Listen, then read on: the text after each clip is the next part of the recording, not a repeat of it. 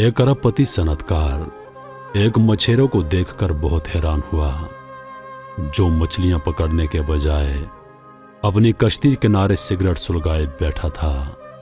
सनतकार ने पूछा, तुम मछलियां क्यों नहीं पकड़ते? मछेरे ने जवाब दिया, क्योंकि आज के दिन मैं काफी मछलियां पकड़ चुका हूं। सनतकार बोला, तो तुम मजीद क्यों नहीं पकड़ते? मछेरा बोला, मैं मजीद मछलियां पकड़कर क्या करूंगा? सनतकार, तुम ज्यादा पैसे कमा सकते हो, फिर तुम्हारे पास मोटर वाली कश्ती होगी जिससे तुम गहरे पानियों में जाकर मछलियां पकड़ सकोगे।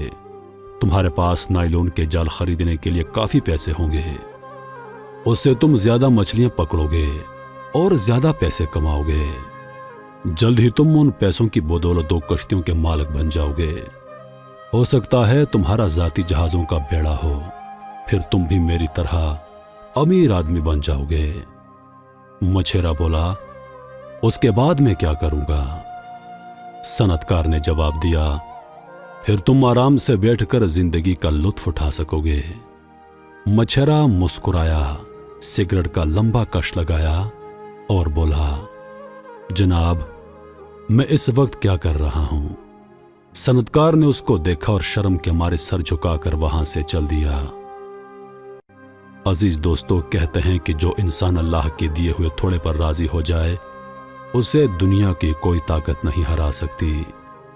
खुशियां, आसानियां और मुस्कुराहटें बंगलों में नहीं होती, बैंक दौलत में नहीं होती, बल्कि आपके अंदर इत्मीनान कल्ब से होती हैं।